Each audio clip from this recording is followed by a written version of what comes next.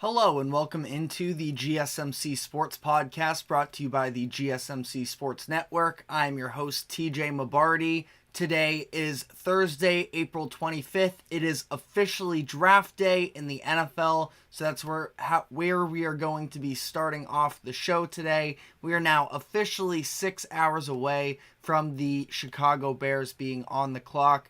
So wanted to take some time today to talk about the biggest questions ahead of the draft. We're going to be talking quarterback situations, talking about whether or not we're going to see any star receivers get traded in this year's draft, as there have been some rumors surrounding it.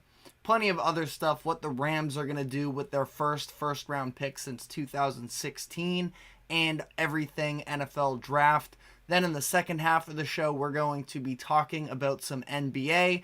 We had the Miami Heat stun the Boston Celtics in Game 2 of their series last night. After the Celtics took it to the Heat in Game 1, the Heat came out with an incredible performance, hit over 50% of their threes, and even up the series as they head back to Miami. So we're going to be diving into that.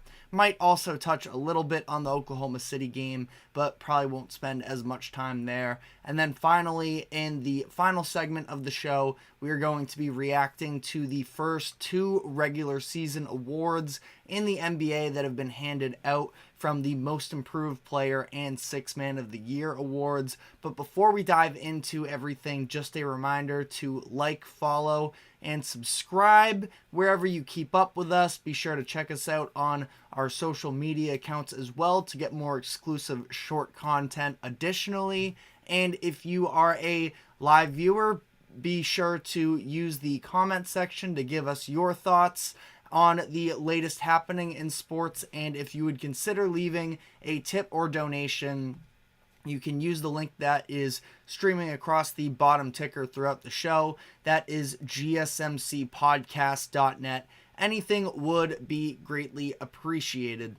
Now, getting into the biggest questions ahead of the 2024 NFL Draft. Again, it kicks off in just less than 6 hours now, so there is a whole lot to be excited about. Want to sort of start off here just at the top because we already essentially know that the Chicago Bears are going to draft Caleb Williams. We've known this for some times.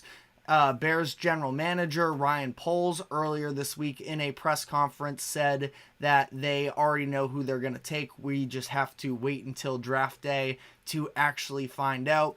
It's been a shoo-in for some time now that it's going to be Caleb Williams, but that means that the draft really starts at the second overall pick, and there are definitely a handful of different opinions surrounding this pick. It sounds like the Commanders are locked in on staying at number 2. They have told teams that have reached out about that pick that they aren't looking to move off of it. They traded Sam Howell earlier this offseason. Howell is somebody that could have potentially rolled into next season, but they decided to fully remove him from the picture, get him out of the locker room, and start fresh. They didn't re-sign quarterback Jacoby Brissett either. So fresh start here with a new quarterback, a new head coach, a new offensive coordinator, really cleaned house.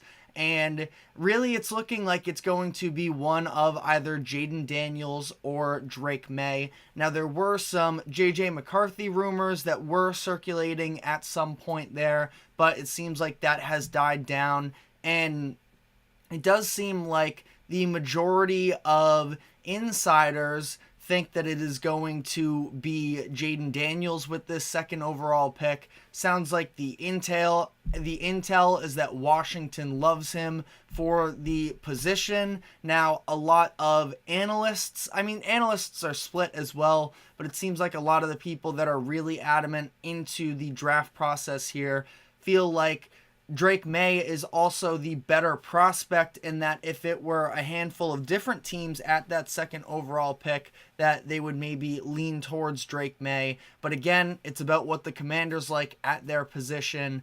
And I think that Daniels is likely the more pro-ready prospect in terms of being able to start week one. He's a little bit on the older side. Sort of on that note briefly too, I think that I personally have had a little bit of a difficult time trying to evaluate quarterbacks, specifically the age factor of it, because on one hand, it does seem like having actual experience at the position does help to, grow over your years, and that's why we see players like, you look at Jaden Daniels. You also look at sort of to a lower end because he didn't have quite as good of a season, but Bo Nix as well. Two of these older quarterback prospects, and the years are both a good thing and a bad thing because I do think that Nix specifically gets dinged a lot for the years he played at Auburn, where the tape definitely was not pretty with him, and it wasn't until this season at Oregon in his 5th year that he was actually able to, put up some more significant production, which is, I think that he's being dinged a lot. I also don't feel like he has the upside, at least from the athletic perspective, both arm and legs wise, as a Jaden Daniels. People are more forgiving of Daniels despite some mediocre tape himself when he was at Arizona State. But anyways, one way or another, I feel like this is going to be a very interesting year, at least for my own personal evaluation of quarterbacks based off of their age, because I don't think that it's the biggest issue in the world. Where you look at the NBA, and if you're older, it means that you don't have as high of a ceiling. Why didn't you come out earlier in your career? It's because there were certain flaws in your game. The same can be said for quarterbacks as well, but because quarterback is such a mental position, it feels like, and one that requires a confidence level above a lot of other physical traits as well, that this is just a draft with Jaden Daniels in particular that I'm definitely fixated on seeing how this all plays out. But that was a whole aside. As far as this specific spot here, Daniels is the more ready quarterback to start week one likely, and it seems like the Commanders have a pretty decent infrastructure to be able to actually put some talent around him. They have the receivers already in Terry McLaurin. I like Jahan Dotson as well. They bring in a new center and Biotish, a new running back in Eckler that can go hand in hand sort of with Brian Robinson Jr. in the backfield. And I feel like this makes sense for Washington. Drake May is interesting because a lot of people are saying he would be better off sitting for a season, which is why in these mock drafts, a lot of people have them landing on the Patriots. It sounds like as the day has come along here that is the likely landing spot for him, and they already have Jacoby Brissett on the roster to sort of ease May into the NFL experience while the Patriots still have holes with their receivers and their offensive line. But going to be very interesting. Again, the draft starts at number 2. Let me know who you think the Commanders are going to take there, because of course it has major repercussions from that point. But a little bit more on the quarterback market here. I know that we've spent a lot of time on the quarterbacks on this show, so I don't want to just repeat everything, but specifically, how will the quarterbacks shake out here? Where specifically I'm looking at JJ McCarthy and Michael Penix Jr. because I think that Williams, Daniels, and May, at least in some order, are going to go in the top 3. JJ McCarthy is interesting because he's one of these prospects that wasn't necessarily at the very top of anyone's boards coming out of the regular season, and now because of some of the way that he has handled the pro days and the interviews, that a lot of people are falling in love with his game.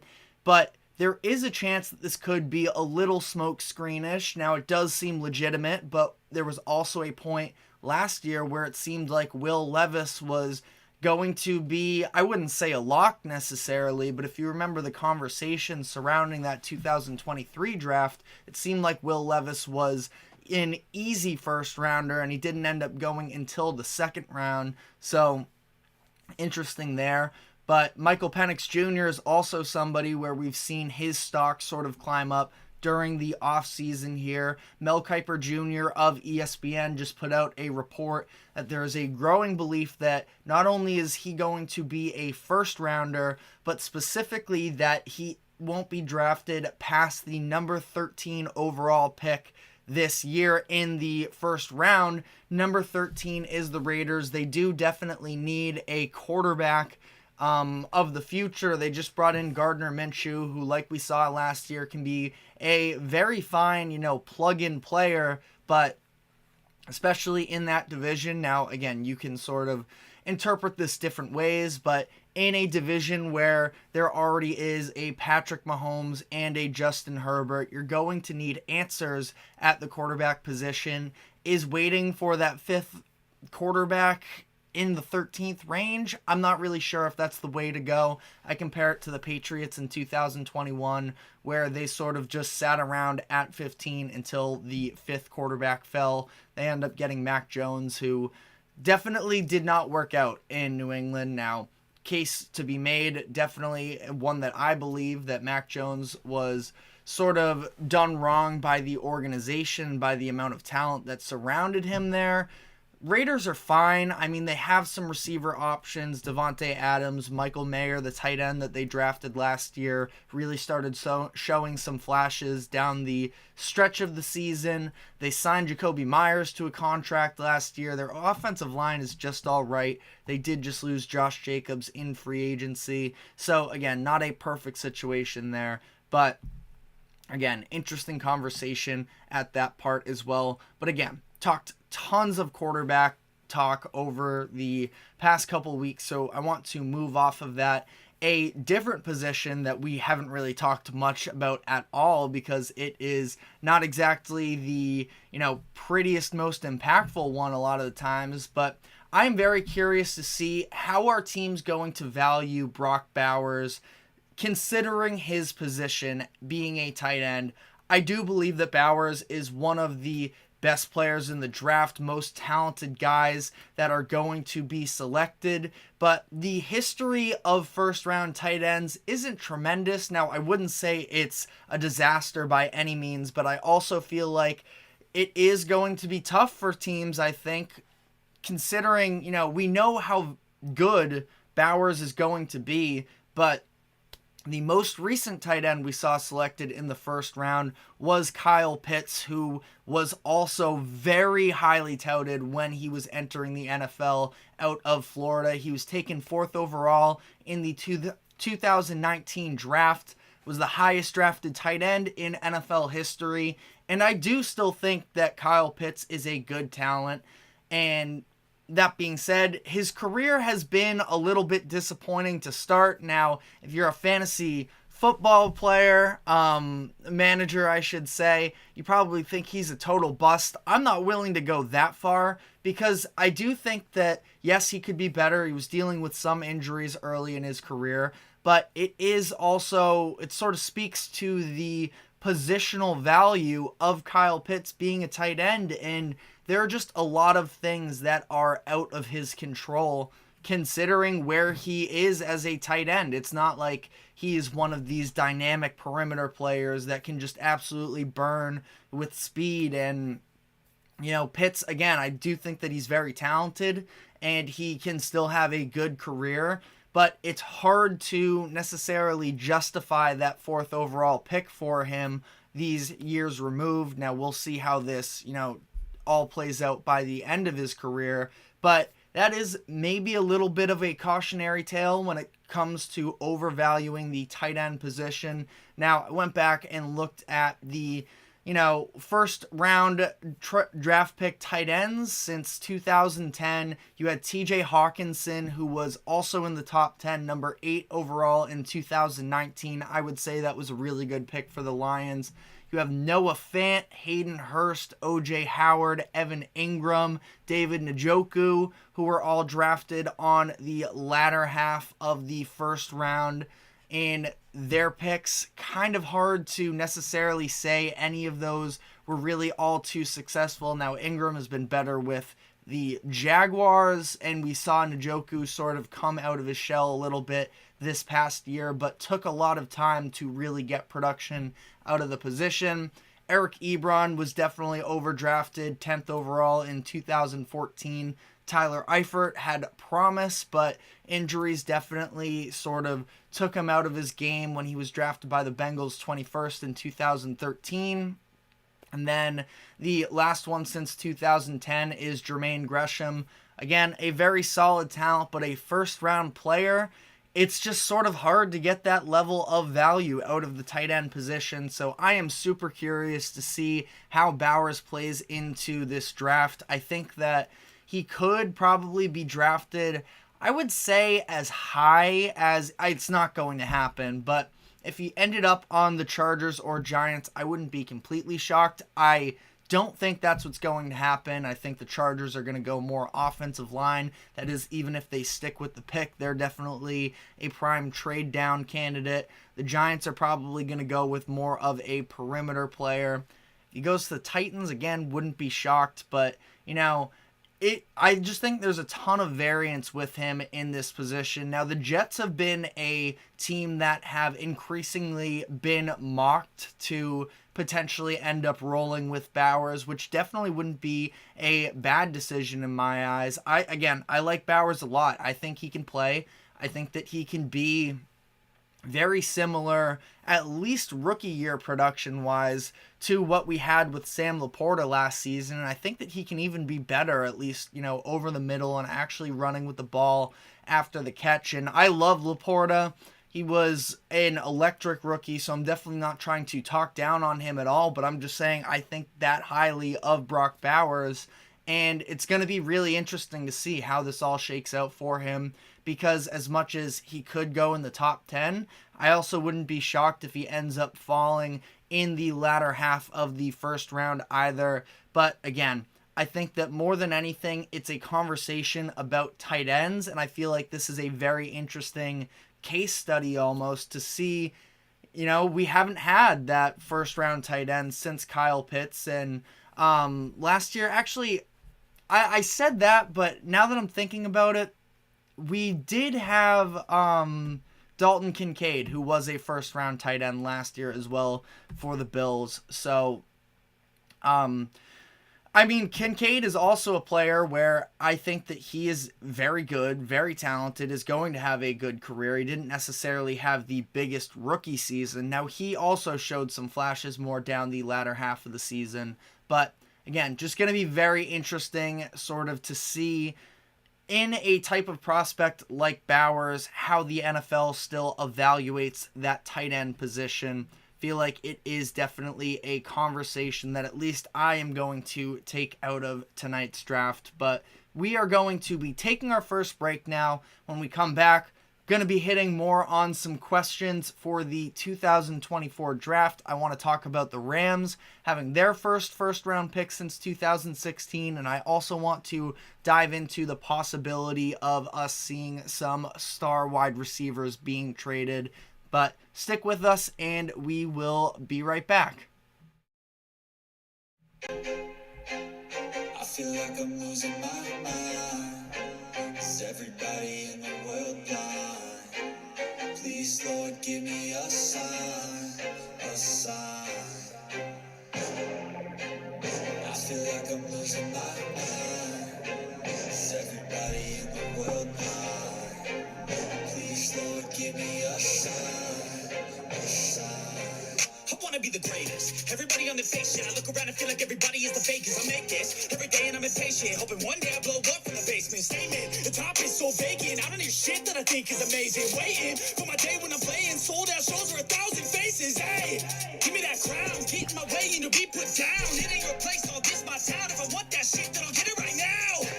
I'm losing it, the news it fits, some losing shit, a stupid myth. You choose to live or choose to dip, you choose to fight or lose your grip and lose a gift. Oh, I feel like I'm losing my mind. Is everybody in the world blind? Please, Lord, give me a sign, a sign. I feel like I'm losing my mind. Is everybody in the world blind? welcome back into the GSMC Sports Podcast. We are covering some biggest questions ahead of the 2024 NFL Draft.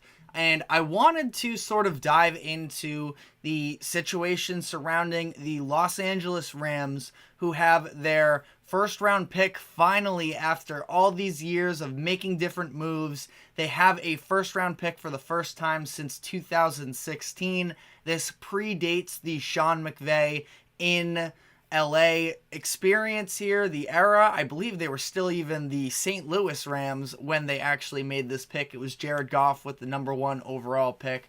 They may have even actually moved one of those other first rounders as well in that deal to move up for Goff, but it's been a very long time for them. I feel like Rams fans are finally, feeling a little bit of this draft excitement. Now, I wouldn't necessarily overly commit yourself to the draft if you are a Rams fan. This still could be a trade back situation potentially, not to necessarily put that out there if you are overly excited in them, but there is definitely a chance where the Rams are this team that is sort of retooling a little bit. They did just make the playoffs last year, and I thought were probably the best team that got eliminated in the first round. That Rams-Lions game was a really good one. I thought that the Rams, if they had gotten matched up with a handful of these other teams that made the playoffs, they could have ended up winning there, but they did fall short to the Lions, and they sort of have a lot of moving pieces here where they performed really well last year, but I think that it was in large part due to some terrific coaching from both Sean McVay on the offensive side, and Raheem Morris did a tremendous job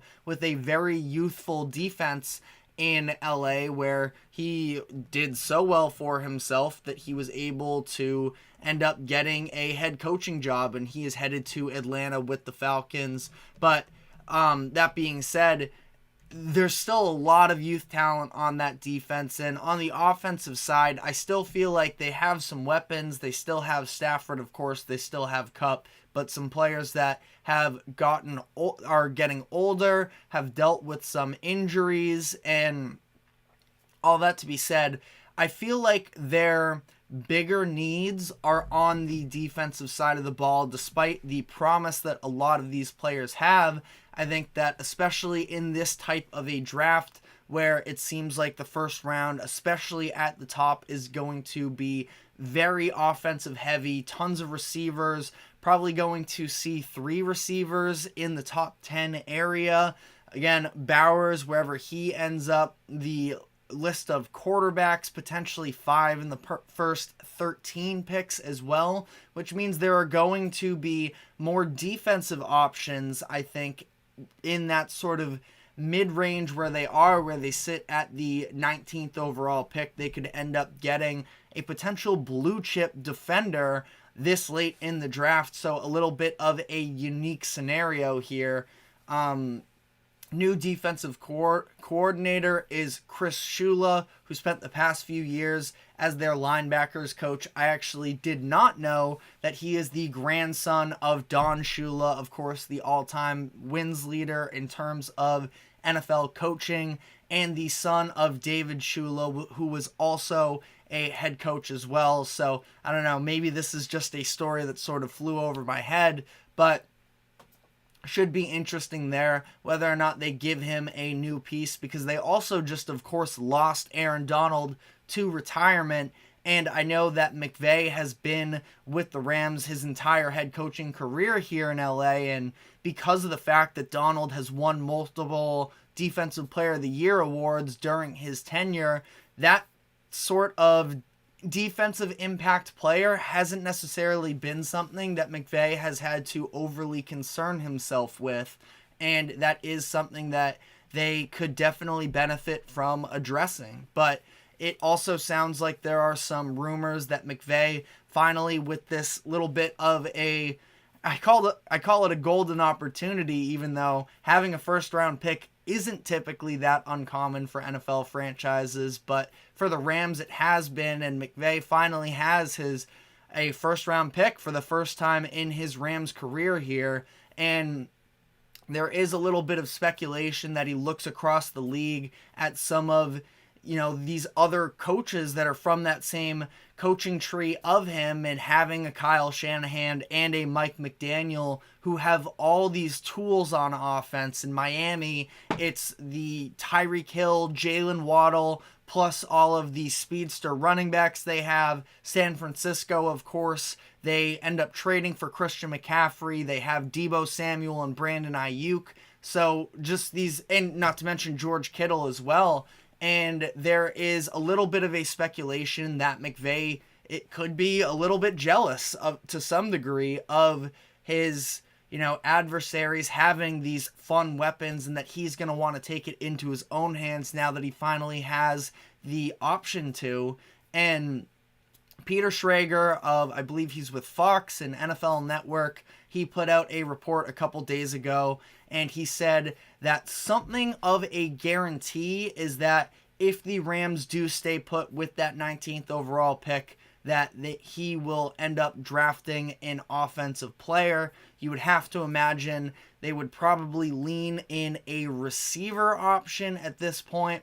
I know that Brian Thomas Jr. is somebody who is sort of in that range from surrounding that 19th overall pick. I believe that he's going to be a phenomenal receiver at the next level. Brock Bowers, again, I talked about the fact that I think there is a lot of variance as to where he could get drafted. He seems like somebody who would be a perfect fit in a Sean McVay system. So definitely a lot of questions here as to how this is all going to play out. But I do believe that this is one of the more intriguing storylines in the draft because of the fact it's just an unknown. How does Sean McVay manage the draft when he has a first-round pick? Time will tell here. We will find out tonight. That is also, again, assuming they actually stick with the pick. There's definitely a possibility they could be a trade-back team, but we will have to see on that one. Another thing I'm very curious in is what the wide receiver market, not from a draft standpoint in terms of prospects, but some of these star wide receivers who have sort of been unhappy in their contract negotiations throughout the offseason. We've had T. Higgins formally request a trade. We've had Brandon Ayuk supposedly not do so according to his agent, even though on social media he's posting these cryptic messages, he's unfollowing the 49ers, all of this sort of next generation subliminal shots at the team. It's clear that he wants a new contract extension as well. A.J. Brown probably a little bit more of a long shot in this scenario, but has also expressed some frustrations at times with the Eagles, and they just paid Devontae Smith. So I think it's going to be really interesting to see the receiver options here. I believe that Brandon Ayuk would probably be the number one most likely trade target. I feel like the reason being is that with T. Higgins, he feels to me like somebody who's going to play out the rest of the season on the franchise tag, because the Bengals feel like they have a legitimate shot to make it to the Super Bowl and potentially win the Super Bowl when they are fully healthy. And I feel like the value for Higgins just isn't there to the likes of an Ayuk, where maybe it's a second round pick for Higgins. I can't imagine you're going to get a first round pick. And you look at some of the teams that would be potentially looking to trade for a wide receiver. Feels like a lot of them are in the AFC.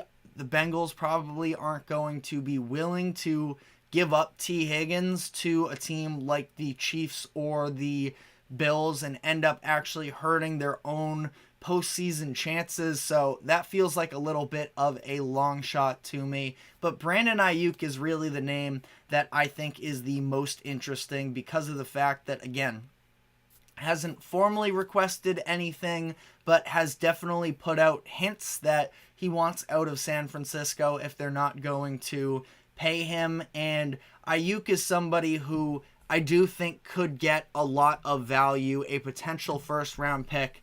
I mentioned it in our production meeting here at the GSMC Sports Network. We have a 49ers fan on the in the crew, and I mentioned that if the Patriots could end up getting Ayuk for that early second round pick, I would be all in for that. Now, it would probably take more than just I think it's going to be something along the lines of the 35th overall pick, but that I would be all for that. Maybe you throw in a later draft pick as well. And he laughed in my face because he made a good point that if they're going to make a move, they're probably going to want to get one of these first round talents, because if you're moving off of Ayuk, and sort of similarly to the Bengals situation, you have a team that believes they are right on the doorstep of winning the Super Bowl. They, like the Bengals, have made a Super Bowl in the past few years, but came up just short. And I feel like for them, they are probably also going to be along the lines of,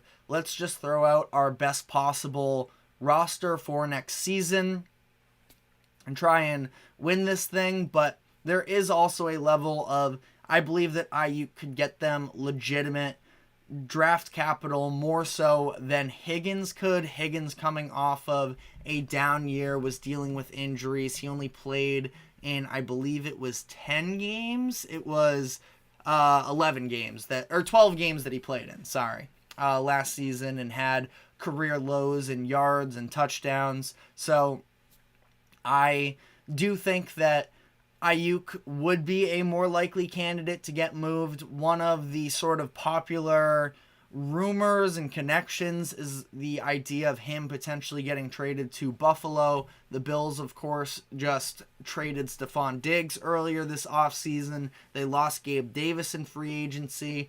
And as much as they have Josh Allen and they feel confident that they can sort of roll out with whatever receivers really, and Allen is now at the point in his career where he is good enough that he can overcome maybe a little bit more of a lackluster receiving group, almost a little bit on a similar sort of path such as Patrick Mahomes just did. Of course, Mahomes has Kelsey, who is better than, at this point, not 100% locked in, but the version of Kelsey that he's gotten in the post-Tyreek Hill era is better than anything that Josh Allen has had, even still, after losing debatably the best receiver in the league in Tyreek Hill. So it's interesting. The Bills have to address that receiver position, and it's probably going to be in the first round. Now, whether that is taking a receiver themselves or making a move for Ayuk, that is still to be seen. If I were the Bills, I would definitely be interested in it. I love Brandon Ayuk. I think that he is a star that has sort of flown a little bit under the radar because of the fact that he is the second option in some cases, if you even want to sort of consider the fact that Christian McCaffrey is such an impactful player there in San Francisco that at times he's maybe even a third option. You get some George Kittle reps in there as well. So there's just a lot of mouths to feed in San Francisco, and despite that, back-to-back 1,000-yard seasons, at least 7 touchdowns in each of the last 2 seasons as well. So I just think that he is going to be a very valuable player for the next handful of years, and whether or not that is in San Francisco is still to be seen. But let me know what you think the Bills should be looking to do here, and whether or not you think any of these wide receivers are going to get moved. But that is all the time we have on this segment. We are now going to be switching gears to some NBA talk. We're going to be taking a quick break here, and when we come back, we're going to be diving into the Miami Heat pulling off the shocking upset over the Boston Celtics last night. So stick with us, and we will be right back. Looking for your daily fix of sports talk without having to pay for it? GSMC Sports Network is available on YouTube. Just search GSMC Sports Network. Get your fix of daily sports talk shows on YouTube, absolutely free. NFL, college football, NBA, MLB, MMA, UFC, fantasy football, and so much more. GSMC Sports Network has shows running all day long, with new sports shows starting every 2 hours. Just like on your favorite cable sports channel, except GSMC Sports Network is absolutely free. Just search GSMC Sports Network on YouTube to catch one of your new favorite shows, like the GSMC College Football Podcast. Chip Shot Football Podcast, Hoops and Heels Women's Sports Podcast, GSMC Basketball Podcast, and so many more. Check it out for yourself.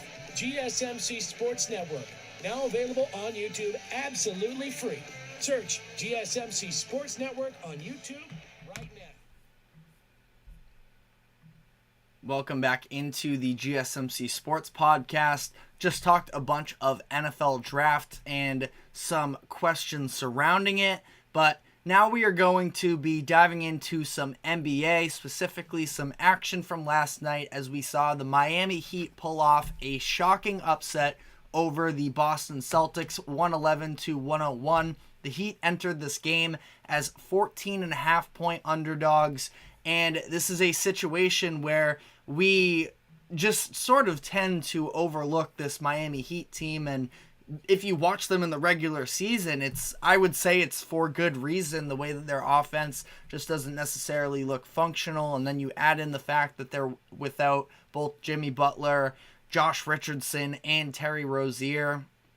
There's a whole lot baked into this, and the Celtics took it to the Heat in Game 1. Seemed like it was going to be a little bit more of the same. Now, I didn't expect this series to be a sweep because the Heat are a very well-coached team, and it's not like they don't have any sort of talent. They have a potential All-NBA player in Bam Adebayo. They have Tyler Hero, who did not look good in Game 1, but he was much more successful in this one. Hero finished the game with 24 points. He was 6 of 11 from 3, dished out 14 assists, and the connection that he was building up with Bam was something that really just gave problems to the Celtics defense, and the Celtics defense as a whole just looked so disjointed in this game. Now, the Celtics offense didn't look much better either, 101 points. I didn't feel like this was quite the level of... The Celtics have this reputation over the past few postseasons, and especially ever since Joe Mazzulla has taken over as head coach,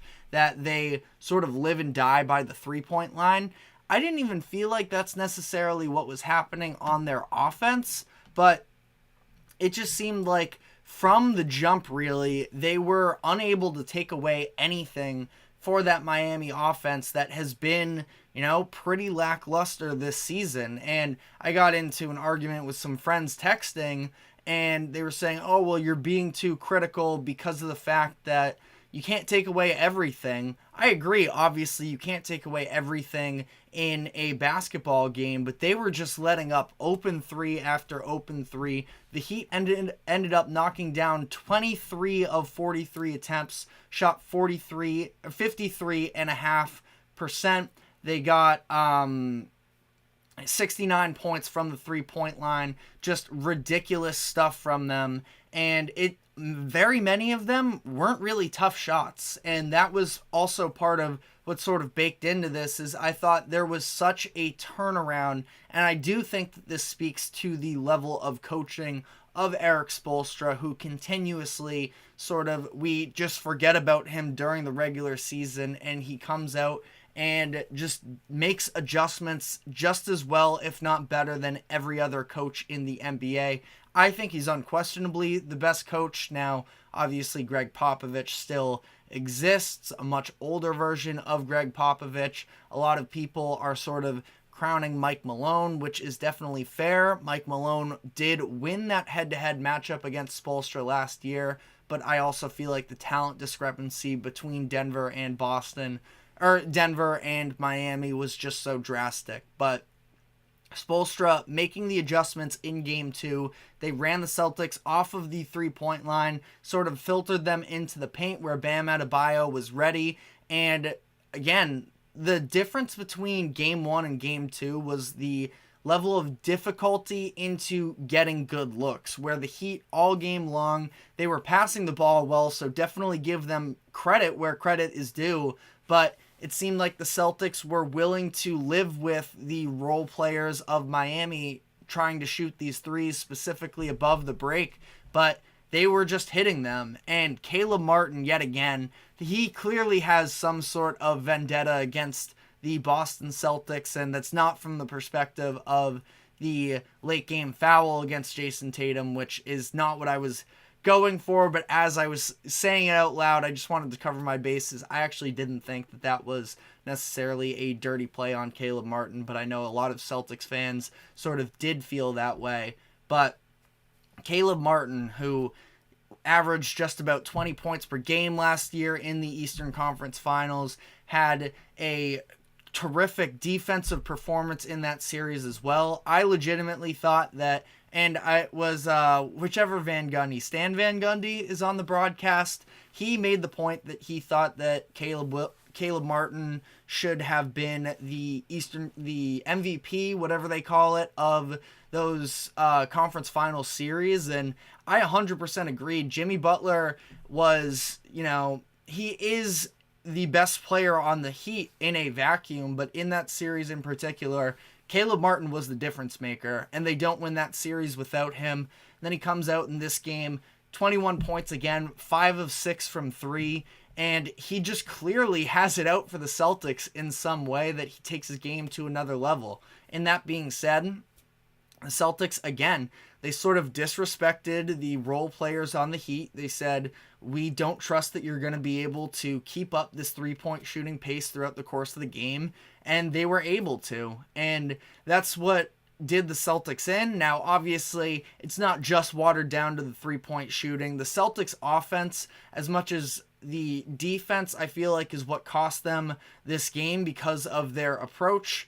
Again, it's unthinkable almost to have the Heat knock down over 50% of their threes on that many attempts. I believe there were only 3 other teams or so in NBA history that had ever knocked down more three-pointers in a playoff game. So, an unbelievable team shooting performance there.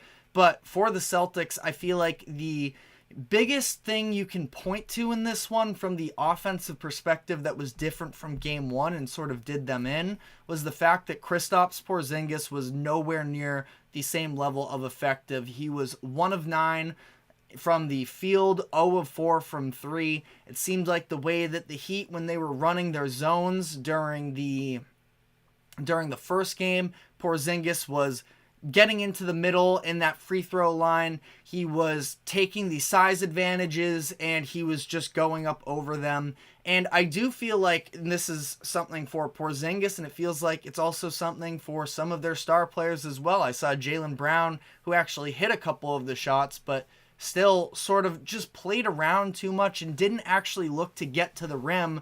It just felt like they had the advantage, and they end up settling for these, 10 plus foot jumpers with a man right on their back. And I just don't think that that's the most efficient way to go about it. And there was a moment where Jason Tatum, it seemed like, who after scoring, I believe it was 14 points in the first quarter, again, sort of took a step back, which we see him do a lot of the times. And I feel like it's a little frustrating because we know, at least I know that he's not everybody's favorite player, but Tatum, when he wants to go into that attack mode, he can be that same level of effective as a lot of the other greats in the NBA. And, I think that he's just about unquestionable is maybe overstating a little bit. I don't have a list of the top 10 players in the NBA in front of me, but I would have a hard time naming 10 players in the league that are better than him.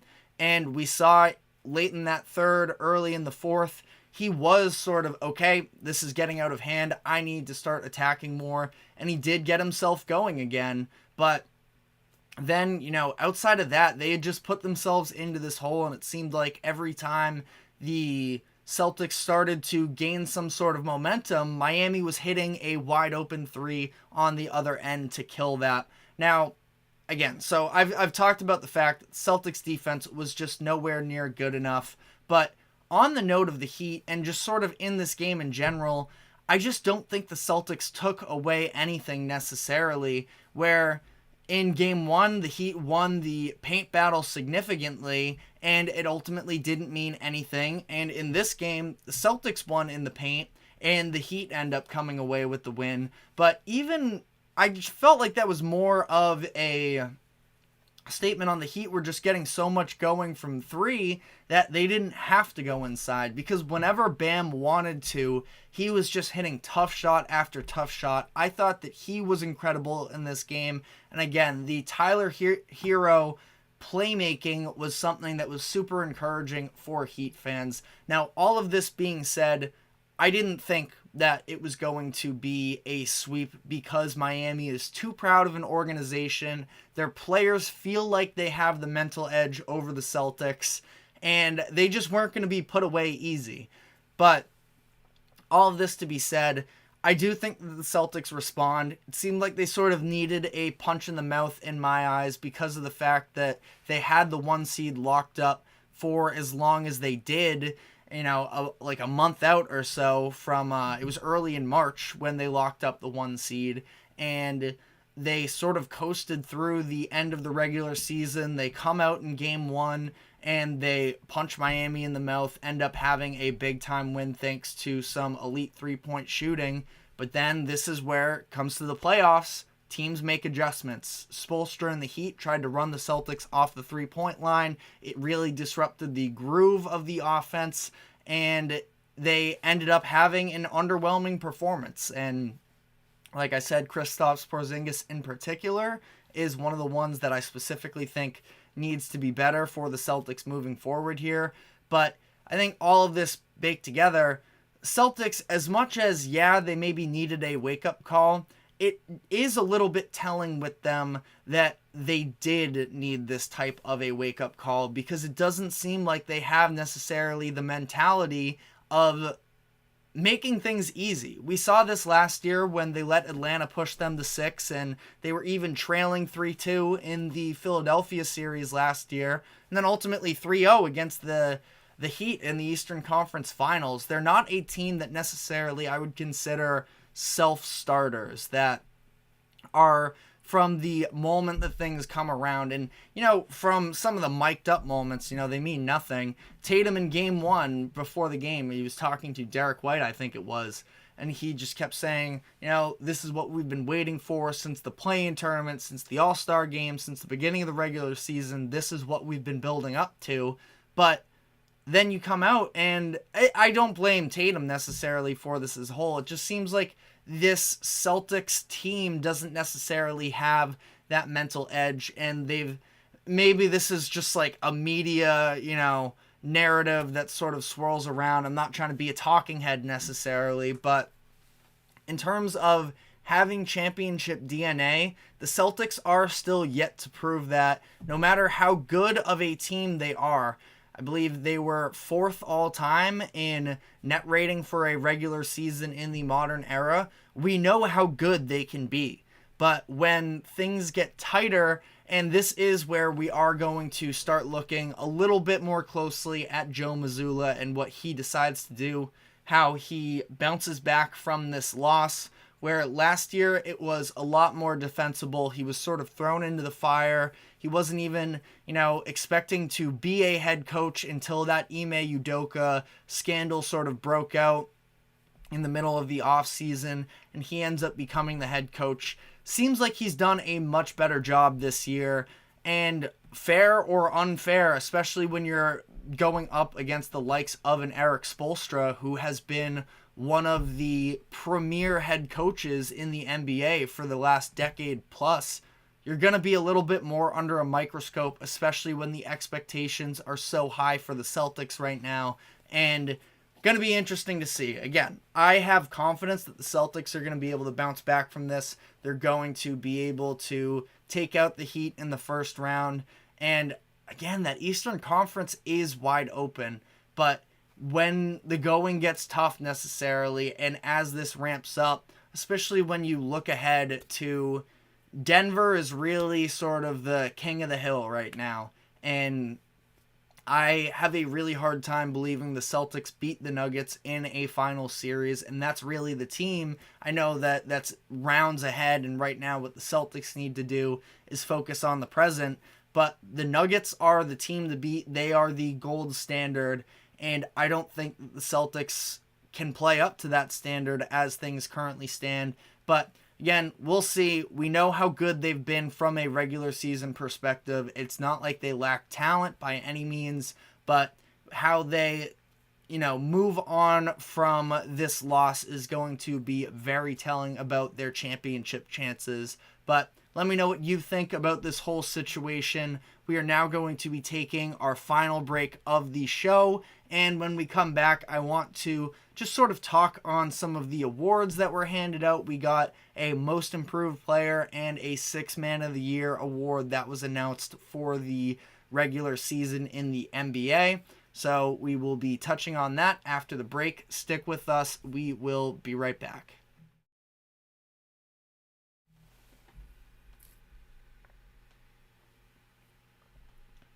For the best and latest podcasts available anywhere, go to the podcast app on your cell phone and type in GSMC to access free content-rich podcasts on health and wellness, book reviews, sports, entertainment, relationships, social media, movies, technology, finance, and even weird news. Subscribe and download the GSMC Podcast Network's family of shows, available everywhere podcasts are found.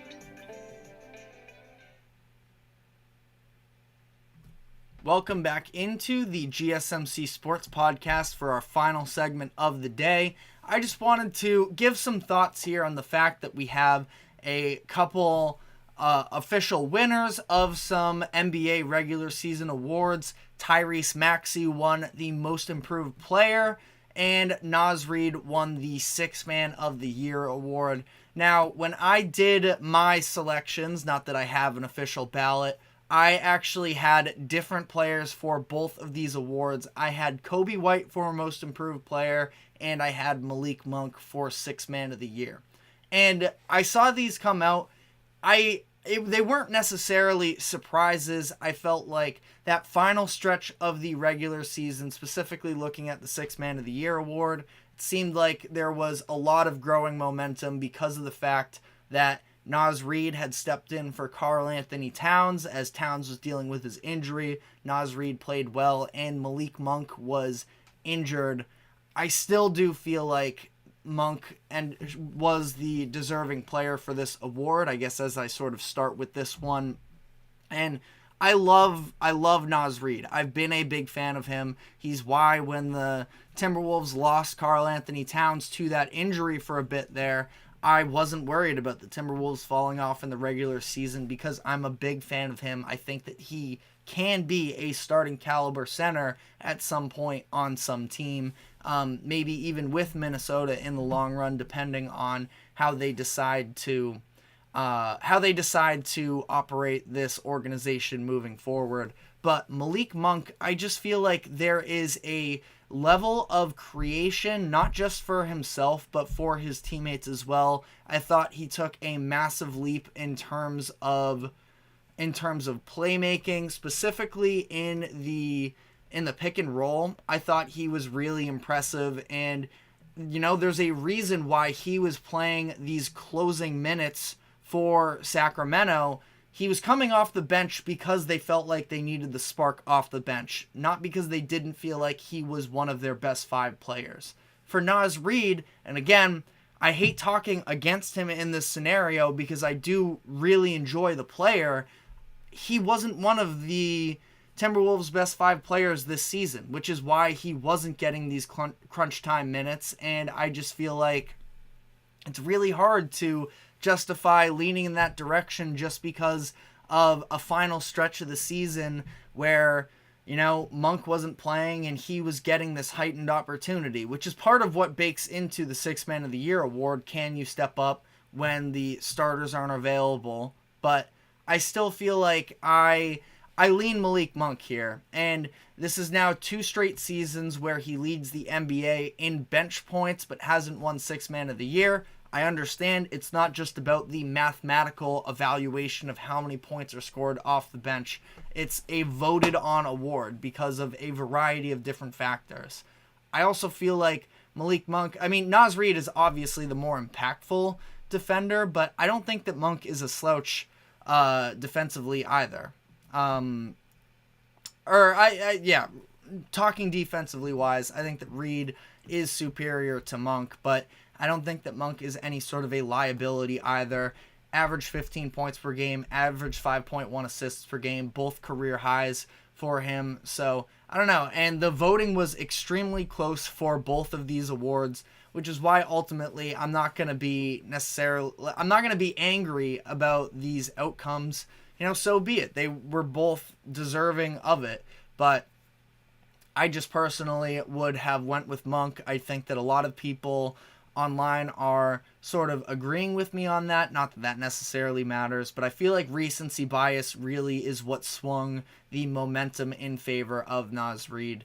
In the case of Tyrese Maxey here, we knew this was going to happen, and it was really no surprise whatsoever. It seemed like this was going to be the foregone conclusion for really the entire second half of the season. But I think that it's just more of a statement of what is this award turned into, because of the fact I feel like people are just, especially these voters, are just way more caught up in kind of the notoriety of who ends up winning this award. Maxey averaged 20 points per game last year. First time ever that a most improved player has averaged 20 a game from the year prior. And Maxey was phenomenal this year. He was a first-time All-Star, and I'm not saying he doesn't deserve his recognition for the development over the past few years. He averaged 25.9 points per game, 6.2 assists. So he was, much better in some of those categories, but he was already, starting caliber last year, was voted, he received some votes in his second year actually for most improved player. We've known that he's good. He averaged 17.5 in his second season, 3 regular seasons ago, depending on how you want to weigh it, including this past year. But I just feel like there were other candidates, specifically Kobe White, who went from being a bench guard to being a legitimate starter, and it wasn't because a lack of change in the situation where Maxey, they lose James Harden, they lose Joel Embiid for the majority of the regular season, and Maxey goes from being the number 3 option to the number 1 option. Kobe White still wasn't the number 1 necessarily, but he went from a bench player to a starter, and a very good starter at that, and sort of revived his whole career. We talked about this before.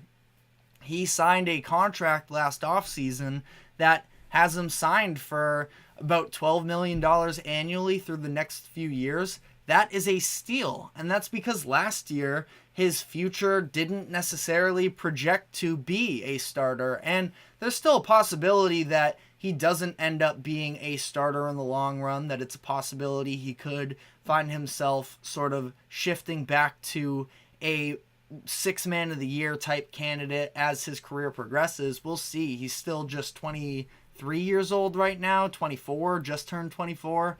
So, nothing's a foregone conclusion, but I feel like Kobe White was just so much more deserving of it this year. I also feel like somebody, and not that he was ever going to win it necessarily, but I had a little bit of regrets when I did my show from a couple weeks ago when I handed out the awards.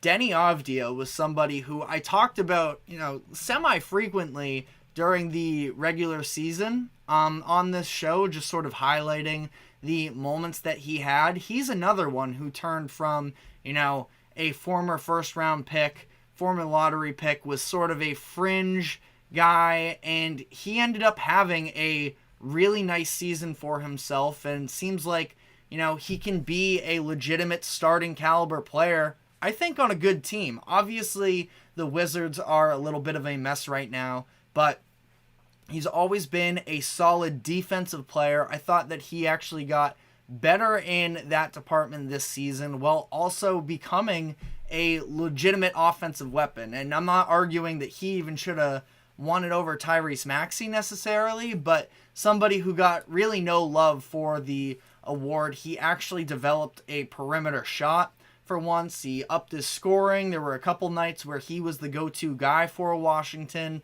and I don't know. I feel like it's more a statement on what this award has sort of turned into. We saw Shai Gilgeous-Alexander win it, I believe it was 2 years ago, when another type of situation, we already knew that he was a good player, but he had been voted in the most improved player race a couple times through his first couple years, but this is also another situation where he had averaged 24.5 points per game the year before, and he actually was second in most improved player. I don't know why I was so convinced that he did win it at one point, but don't mind me. That's just sort of me getting stuff twisted in my head. But, either way, I just feel like this award has sort of lost its meaning a little bit. Now, I understand when you look back at the history of most improved players, the NBA probably wants to have a little bit of a, more impressive collection of players than we've shown in the past. But again, I think that I just sort of have a different definition of what the most improved player award should stand for than the voters. And you know what? Voters have the credentials that I don't. So I'm just sort of here from the side giving my thoughts. But I don't know. Let me know if you think I'm off base and what the argument for Maxey is. Because I also said this on my awards show that if we're sort of, just handing out this award to players who went from good to really good, I feel like Jalen Brunson should have been in the conversation. He's another one who he shouldn't have. I'm not arguing that he should have. He averaged 24 points per game last season, but the way that he upped his game to a significantly different level. And now Maxey's great. I don't want to diminish him by any means. I feel like it's just one of those things where I was already in on Maxey prior to this season. And when we say most improved, did Maxey's season this year really surprise all that many people? I don't know. I guess just not really myself, but again, it's really not that big of a deal. I can't say that he's, this is any sort of an abomination of a selection. But again, let me know if you think I'm being unfair in this conversation. But that is all we have time for today. Thank you very much for tuning in to the GSMC Sports Podcast. We have the draft tonight, so tomorrow we're of course going to be coming to you with the biggest news stories coming from that. We also have 3 different NBA playoff games as well, so tomorrow's going to be a loaded show headed into the weekend. Definitely looking forward to it. But thank you very much for tuning in to the GSMC Sports Podcast. Thank you to the GSMC Sports Network for allowing us to host this show. We will be back tomorrow afternoon, 2 o'clock Eastern, with all of those breaking segments, but we will see you then.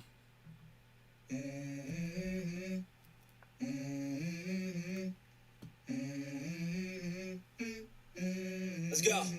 I wake up to a little bit of drool on my pillow, feel like it's gonna be a bad day. Yeah, I'm tired of shit, and the coffee ain't hit yet.